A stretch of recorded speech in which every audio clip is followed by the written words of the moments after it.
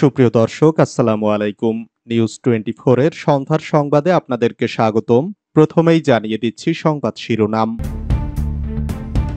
সংলাপে রাজি না, যে ঘোষণা দিলেন আন্দোলনকারীরা। কোটা সংস্কার আন্দোলন, সারা দেশে এখন পর্যন্ত 11 জন নিহতের খবর। প্রধানমন্ত্রীর পদত্যাগ দাবি মান্নার। রাজধানীতে দুর্যোগ ব্যবস্থাপনা ভবনে হামলা, অগ্নিসংযোগ। বনানীর সেতু ভবনে আন্দোলনকারীদের আগুন। 4 ঘন্টায়ও বিটিভির আগুন নেভে নেই, যেতে পারছে না ফায়ার সার্ভিসের গাড়ি। আমরা ধৈর্যের পরীক্ষা দিচ্ছি, এটা দুর্বলতা নয়, মন্তব্য ডিবি প্রধান হারুনের। রাজপথে থেকে নেতাকর্মীদের পরিস্থিতি মোকাবেলা করতে হবে, মন্তব্য ওবায়দুল কাদেরের। এতক্ষণ শুনছিলেন সংবাদ শিরোনাম। পুরো খবর পেতে ভিডিওটি শেষ পর্যন্ত দেখুন। সর্বশেষ সংবাদ পেতে চ্যানেলটি সাবস্ক্রাইব করুন। এবার বিস্তারিত। সংলাপে রাজি না, যে ঘোষণা দিলেন আন্দোলনকারীরা। শান্তিপূর্ণ আন্দোলনে সহিংসতা চালিয়ে সরকার উদ্ভূত পরিস্থিতি তৈরি করেছে, এর দায় সরকারেরই। সরকার আলোচনার কোনো পরিস্থিতি রাখেনি বলে মন্তব্য করেছেন বৈষম্য বিরোধী ছাত্র আন্দোলনের সমন্বয়ক মোহাম্মদ নাহিদ ইসলাম। আজ বৃহস্পতিবার বিকেলে গণমাধ্যমে পাঠানো এক বিবৃতিতে একথা বলেন তিনি বলেন, যদি এখনো আইন শৃঙ্খলা বাহিনীকে রাজপথ থেকে সরানো না হয়, যদি হল, ক্যাম্পাস, শিক্ষা প্রতিষ্ঠান খুলে না দেওয়া হয়, যদি এখনো গুলি অব্যাহত থাকে, তাহলে সরকারকেই সম্পূর্ণ দায় নিতে হবে। কেবল কোটা সংস্কার করলেই ফয়সালা হবে না। প্রথমে বিচার বিভাগকে ব্যবহার করে সরকার দাবি কর্ণপাত করেনি, আইন শৃঙ্খলা বাহিনী ও দলীয় ক্যাডার দিয়ে আন্দোলন দমনের প্রচেষ্টা করছে। এখন সংলাপের নামে, দাবি আদায়ের নামে নতুন প্রহসন করছে বলে দাবি তার। নাহিদ বলেন, সকল ছাত্র হত্যার বিচার করতে হবে, ক্যাম্পাসগুলোকে ছাত্রলীগের সন্ত্রাস মুক্ত করতে হবে, অনতিবিলম্বে আইন শৃঙ্খলা বাহিনী ও আওয়ামী সন্ত্রাসীদের নিরস্ত্র করে রাজপথ থেকে অপসারণ করতে হবে। শহীদের রক্তের ওপর কোনো সংলাপ হবে না, সরকারকেই সমাধানের পথ বের করতে হবে। বাংলাদেশের নিরাপত্তা বাহিনীর কাছে ছাত্রদের পাশে থাকার আহ্বান জানিয়েছেন তারা। তিনি আরো বলেন, আমাদেরকে আজকে রাতের মধ্যেই গ্রেপ্তার অথবা গুম করে ফেলতে পারে। আপনারা কর্মসূচি অব্যাহত রাখবেন, সবাই জনগণকে সাথে নিয়ে প্রতিটি ক্যাম্পাসে প্রবেশ করুন। সারা দেশে এখন পর্যন্ত 11 জন নিহতের খবর। দেশের বিভিন্ন জায়গায় কোটা সংস্কার আন্দোলন ঘিরে সংঘর্ষে এখন পর্যন্ত 11 জনের মৃত্যুর খবর পাওয়া গেছে। নিহত ব্যক্তিদের মধ্যে 9 জনেই ঢাকার বিভিন্ন এলাকায় পুলিশ ও ছাত্রলীগ, যুবলীগ নেতাকর্মীদের সঙ্গে আন্দোলনকারীদের সংঘর্ষের মধ্যে প্রাণ হারিয়েছেন। সংঘর্ষে নিহত 4 জনের মরদেহ রাজধানীর উত্তরার বাংলাদেশ কুয়েত মৈত্রী হাসপাতালে রয়েছে।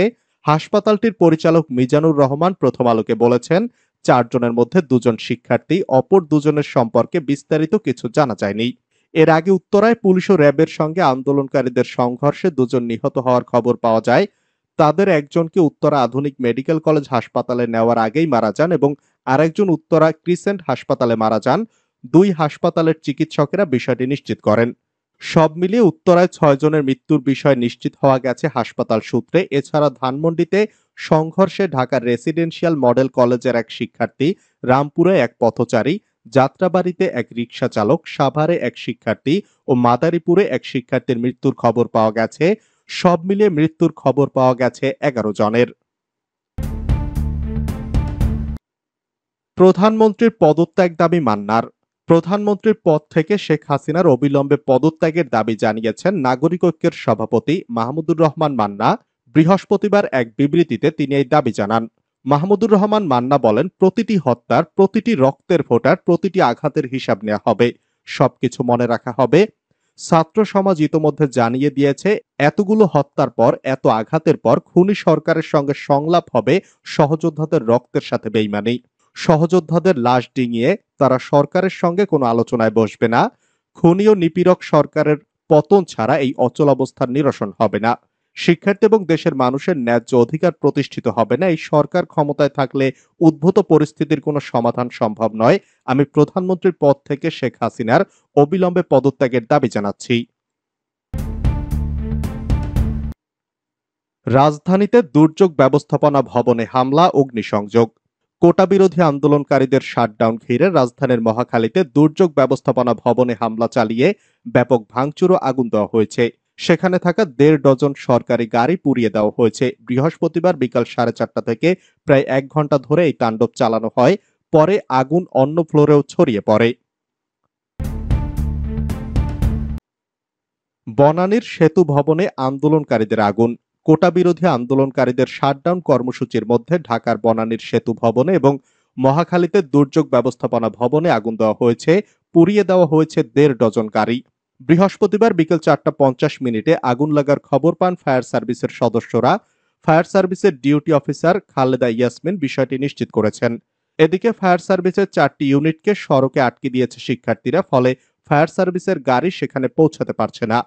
ফায়ার সার্ভিসের ডিউটি অফিসার খালেদা ইয়াসমিন বলেন, আমরা বিকেল ৪:৫০ দিকে মহাখালী দুর্যোগ ব্যবস্থাপনা অধিদপ্তরের ভবন ও বনানী সেতু ভবনে আগুনের খবর পাই। খবর পেয়ে দ্রুত ৪টি ইউনিট ঘটনাস্থলের উদ্দেশ্যে রওনা হয়। তবে এখন পর্যন্ত ঘটনাস্থলে পৌঁছাতে পারেনি ফায়ার সার্ভিসের গাড়ি। ৪ ঘন্টায়ও বিটিভির আগুন নেভেনি, যেতে পারছে না ফায়ারের গাড়ি। এবার রাজধানীর রামপুরে অবস্থিত বাংলাদেশ টেলিভিশনের গেটের ভেতরে ঢুকে ভবনে আগুন দিয়েছেন আন্দোলনকারীরা। আগুন দেওয়ার পর বিটিভির পক্ষ থেকে ফায়ার সার্ভিসকে খবর দেওয়া হয়, কিন্তু ফায়ার সার্ভিস খবর পেলেও রাস্তায় আন্দোলনকারীদের অবরোধের কারণে ফায়ার সার্ভিসের গাড়ি সামনে এগোতে পারছে না। বৃহস্পতিবার বিকেল 5:30টার দিকে ফের বিটিভির মূল ভবনে আগুন দেন আন্দোলনকারীরা। এর আগে বিকেলে 3:15টার দিকে মূল গেটে আগুন লাগিয়েছিল। বিটিভির ভেরিফাইড ফেসবুক থেকে স্ট্যাটাস দেওয়া হয়েছে। স্ট্যাটাসে লেখা হয়েছে, বিটিভিতে ভয়াবহ আগুন দ্রুত ছড়িয়ে পড়ছে, ফায়ার সার্ভিসের দ্রুত সহযোগিতা কামনা করছি, ভেতরে আটকা পড়েছেন অনেকে। আমরা ধৈর্যের পরীক্ষা দিচ্ছি, এটা দুর্বলতা নয়, মন্তব্য ডিবি প্রধান হারুনের। ঢাকা মহানগর পুলিশের গোয়েন্দা শাখার প্রধান মোহাম্মদ হারুনার রশিদ বলেছেন, আমাদের সব ধরনের ব্যবস্থা আছে, তবে আমরা ধৈর্যের পরীক্ষা দিচ্ছি, এটা দুর্বলতা নয়। আন্দোলনকারীদের উদ্দেশ্যে তিনি বলেন, আমাদের ধৈর্যকে যারা দুর্বলতা মনে করছেন তারা বোকার স্বর্গে বাস করছেন। আমি অনুরোধ করছি আপনারা ঘরে ফিরে যান। বৃহস্পতিবার বিকেল 4:30টার দিকে যাত্রাবাড়ি এলাকা পরিদর্শনকালে সাংবাদিকদের এসব কথা বলেন তিনি। ডিবি প্রধান বলেন, কোটা বিরোধী আন্দোলনকারীদের মধ্যে মাদ্রাসা ছাত্র, ছাত্রদল, যুবদল, জামায়াত শিবিরের লোক ঢুকে গেছে। তারা পুলিশের গায়ে হাত দিচ্ছে, ভাঙচুর করছে। আমরা কাউকে ছাড় দেব না। রাজপথে থেকে নেতাকর্মীদের পরিস্থিতি মোকাবেলা করতে হবে, মন্তব্য ওবায়দুল কাদেরের। আওয়ামী লীগের নেতাকর্মী ও সমর্থকদের রাজপথে থেকে পরিস্থিতি মোকাবেলা করার নির্দেশ দিয়েছেন দলটির সাধারণ সম্পাদক এবং সড়ক পরিবহন ও সেতুমন্ত্রী ওবায়দুল কাদের। তিনি বলেন, এই আন্দোলন আর সাধারণ শিক্ষার্থীদের আন্দোলন নেই। রাজনৈতিক ফায়দা লুটতে বিএনপি জামায়াত আন্দোলনকে হাতিয়ার হিসাবে ব্যবহার করছে। আজ বৃহস্পতিবার দুপুরে ধানমন্ডিতে আওয়ামী লীগ সভাপতির রাজনৈতিক কার্যালয়ে এক সংবাদ সম্মেলনে এসব কথা বলেন ওবায়দুল কাদের। ওবায়দুল কাদের বলেন, কোটা আন্দোলন ধৈর্য ও সহনশীলতার সঙ্গে পর্যবেক্ষণ করা হচ্ছে। আইন শৃঙ্খলা রক্ষাকারী বাহিনীর সদস্যরা শিক্ষার্থীদের নিরাপত্তা নিশ্চিতে কাজ করছেন। দ্রুত এই ষড়যন্ত্রের স্বরূপ উদ্ঘাটন হবে। ওবায়দুল কাদের আরো বলেন, সন্ত্রাস সহিংসতার মাধ্যমে যারা এই পরিস্থিতি তৈরি করেছে তাদের বিরুদ্ধে ব্যবস্থা নেওয়া হবে।